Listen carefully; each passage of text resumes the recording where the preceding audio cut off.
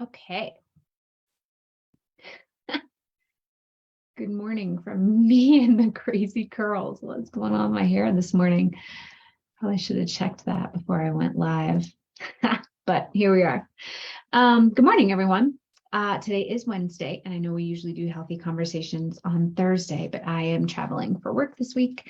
So I will be in the air tomorrow when we are supposed to be live. So I am coming on early to be with you all today instead of tomorrow for our healthy conversation. So today's healthy conversation is actually a really dear, important one to me. It came from a question from one of you, but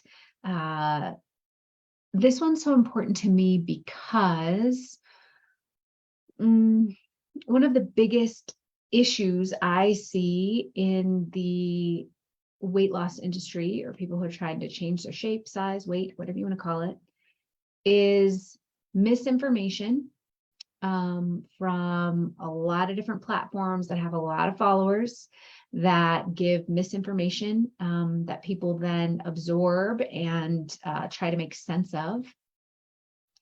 And then a lack of education about what is truly necessary, or kind of the mechanisms, the way the body works in order to have successful weight loss or fat loss or whatever it is you're looking for. So the question that somebody asked me was essentially, and I said I would keep it private, so I'll just kind of paraphrase it. But essentially that she had been trying every diet out there. This is what I hear all the time. I've tried every diet out there. Nothing ever works for me. Everybody says something different. So how am I supposed to figure out what works for me? And anybody who, and she went on to sort of tell me some more details about what she's tried and the calories and the macros and and anybody who's ever worked in one of my programs or worked with me privately knows that we do a lot of foundational work with belief systems and identity and psychology of eating and why we make decisions and how we make decisions from a brain perspective, from a neuroscience perspective, from a nervous system perspective. And then we get to a place in our work together where it becomes necessary, imperative, natural for us to figure out, okay, well, what kind of food and how much food should we be eating, right? And you might be surprised to hear me say, because this is where I go back to like the misinformation and the lack of education. You might be surprised to hear me say, look, we got to get the basics down first. And the very, very basic premise, if you're looking for fat loss or weight loss, is that we have to start for a period of time. Hear me say that, for a period of time, not forever, but for a period of time, you need to be consistently in a calorie deficit in order to lose weight, fat, etc. A period of time, consistent calorie deficit. That is just baseline 101 level of working with your body weight, shape, and size. And the issue with that is that with all of the misinformation, with all of the noise in the industry, with all of the, we shouldn't be dieting and ditch dieting and blah, with all of the noise, what gets conflated is the concept of being in a caloric deficit and severe calorie restriction. And that's the point of my video today, is that I want to make this point. I want to shout it from the rooftops as loud as I possibly can. There is a massive difference between intentionally creating a caloric deficit and severe calorie restriction. Huge difference. And I'm going to explain to you today what happens in the body and how you can tell and all those kinds of things. But with the drastic amount of misinformation out there right now, and believe me, like I watch people's ads that talk about, stop calorie counting, but then if you watch their video, they talk about macro counting, which is just a different version of the same thing. Totally fine. Or you talk about, I don't count any calories, I don't diet, I just cut out an entire food group, or I only eat meat, or I only eat whatever. Like all of this advertising about the right way to do things for people who are having success And I describe success as long-term, something that is sustainable, not that I go on a crash diet for 6 weeks and, lose a bunch of weight and then gain it back and more. That's not success to me. Success is long-term sustainability. And the way I determine success is what can you maintain and manage over time, over the course of your life. Not perfectly, it'll fluctuate up and down, but you create a solid, stable environment where you can maintain what you're doing consistently over time. And if you are at a place where you are desiring weight loss or fat loss initially, there has to be a sustained, consistent period of time, not forever, but period of time where you maintain a sustainable calorie deficit. Now, why did I say sustainable calorie deficit? Because with all the crap out there in the industry, what you'll hear about and what you'll hear people doing is creating a severe caloric restriction or severe calorie deficit. In other words, if it takes, and I'm going to norm this off like a female who's maybe 5'5" and I don't know, something like 150 pounds, 170 pounds. I don't know. This is all, I'm making all of this up. Let's just say that it takes your body around 1,800 units of energy. Let's call it 2,000 to make it easy. 2,000 units of energy to maintain its fat cells, muscle mass, etc. Okay, I'm speaking in very sort of scientific terms on purpose, because that's all it is, right? Calories are these units of energy that it takes to maintain your relationship with gravity. Okay, so let's say it takes around 2,000 calories to maintain your body shape and size, right? And somebody decides that they want to lose weight, they go to somebody for advice and they say, great. Or even the apps, right? If you put it into apps like Noom or MyFitnessPal or some other apps, they're going to drop you down with this algorithm, this mathematical equation from an algorithm, and tell you to eat drastically fewer calories than that, right? So you get advice from somebody or an app or whatever that says, okay, it takes around 2,000 units of energy to maintain your weight. So if we drop that significantly, great, that means that we'll drop weight significantly. And the truth is, it doesn't work that way, right? So we drop the calories drastically, 1,000 calories, 1,200 calories, right? Drastic drop in energy intake. Now, hear me say energy intake, because that energy intake is necessary to function all parts of your body. Not just your fat cells, your brain. Your brain takes up a considerable, in fact, most of the energy intake that you take in is utilized by the brain, right? So your brain needs energy intake, your muscles needs energy intake, your cell recovery and repair needs energy intake, your fat cells need energy intake, everything needs energy intake. And when you drop it drastically, the body gets the message that you're not getting enough energy intake to survive. So it starts to cue a number of different mechanisms to combat this drastic drop in energy intake. And I'm getting to the point here of, how do I know if I'm in severe restriction? Well, if you are finding yourself hungry all the time, okay, and there's a difference between, oh, it's 11 o'clock and I eat lunch around noon, so my stomach's starting to rumble and it's sending me signals that it's time for some food. That kind of hunger, totally normal. You could wait it out till noon or maybe eat 11:30 or whatever. Totally fine. But people who are in severe caloric restriction end up being preoccupied with food and hungry all the time. It literally starts triggering the mechanisms in your brain that are designed to go search and forage for food. So you're thinking about food all the time. Your mind is oriented to food all the time. You're wondering where your next meal is coming from and what it's going to be like and how long till I get to eat it.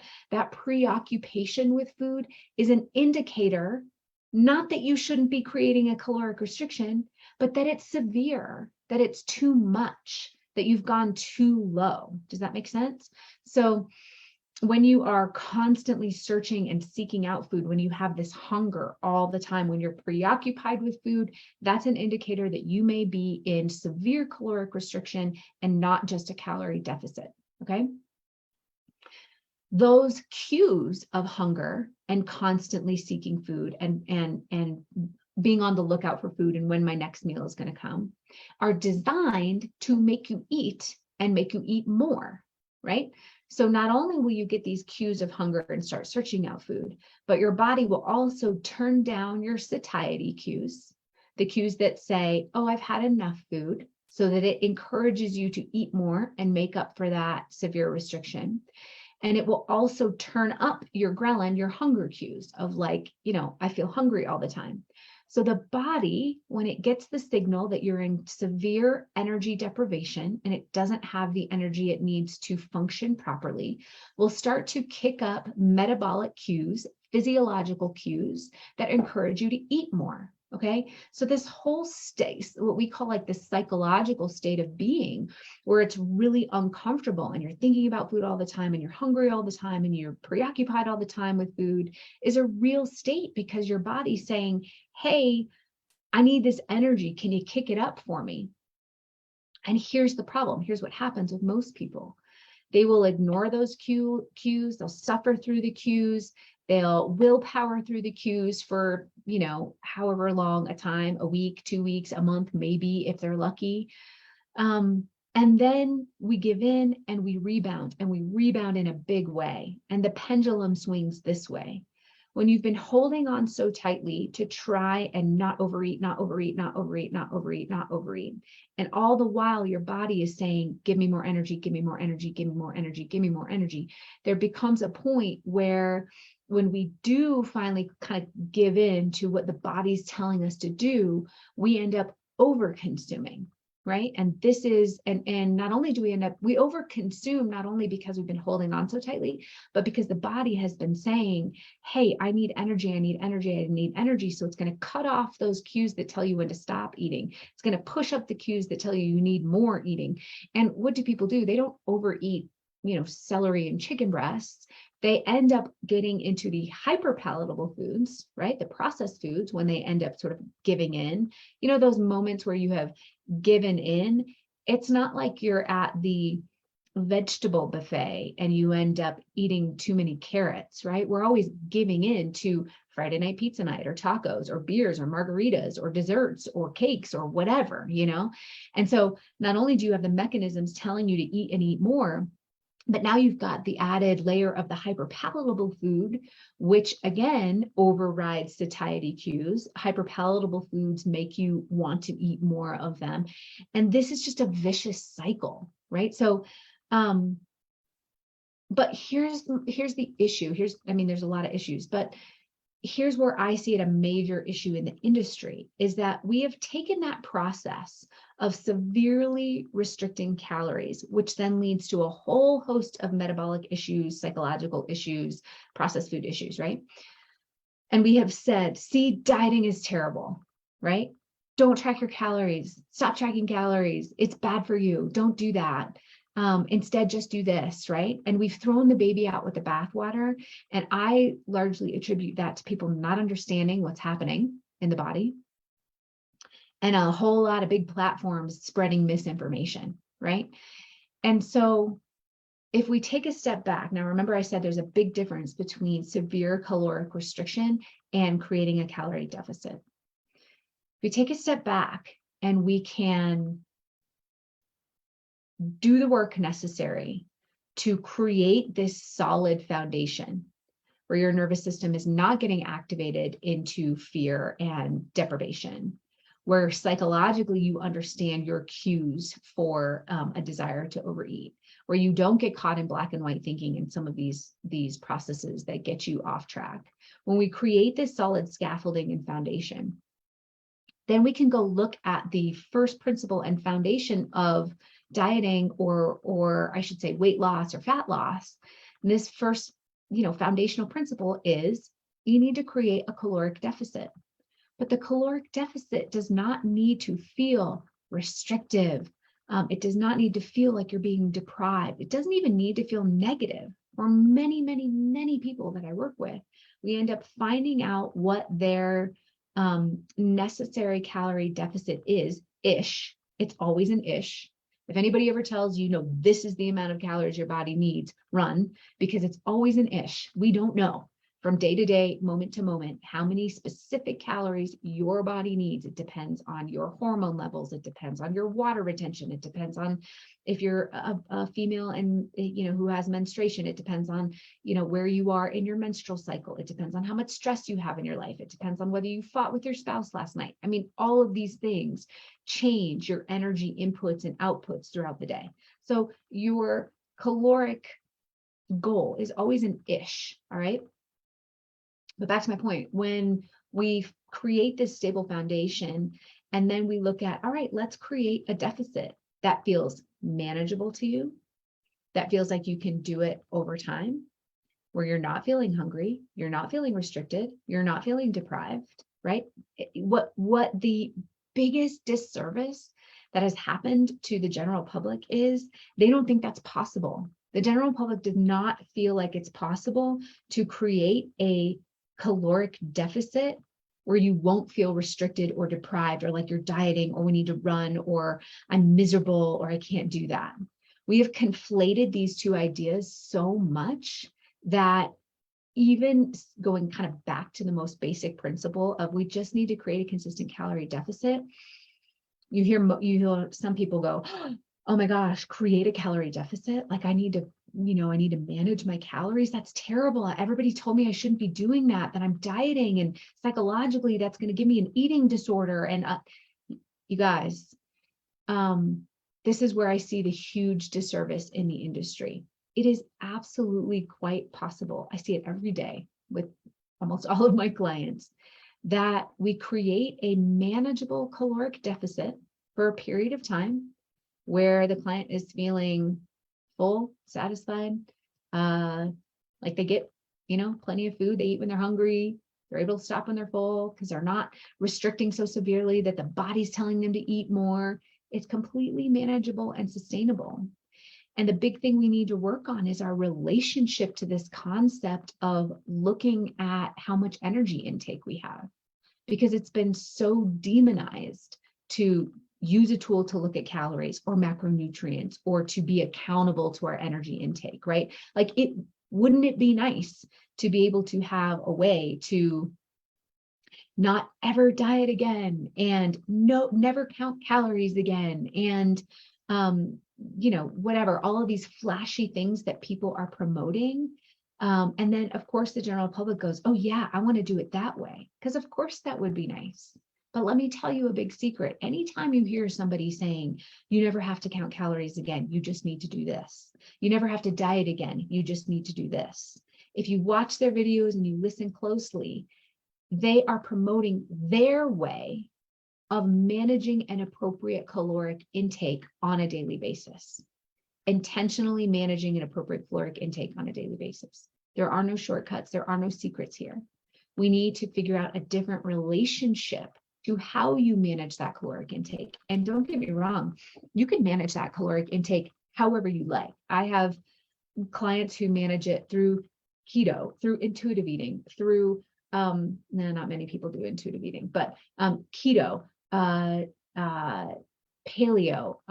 vegan, vegetarian, low carb, high carb, low fat, high fat. It doesn't matter. All of the macronutrient counting, all of these are a unique way of intentionally managing the caloric intake and meeting your body's energy needs.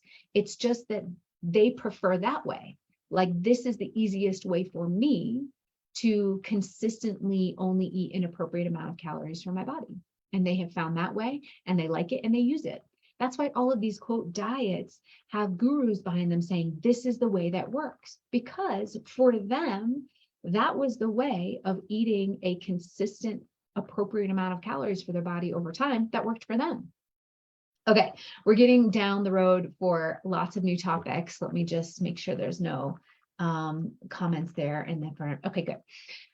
So I hope that was helpful, that we really, really need to be careful about not conflating the two ideas of severe caloric restriction and creating a manageable calorie deficit. They are two very different things, and we need to stop throwing the baby out with the bathwater all over social media and everywhere else, and truly in every diet book that comes out, right? It's this whole like, you have to do it this way or you have to do it this way, and demonizing one way of doing it to propel a different way of doing it. That's not necessary. We just need to understand the foundational principles of how weight loss and fat loss works. All right, I hope that was helpful. Keep submitting your questions. I will see you all next Thursday.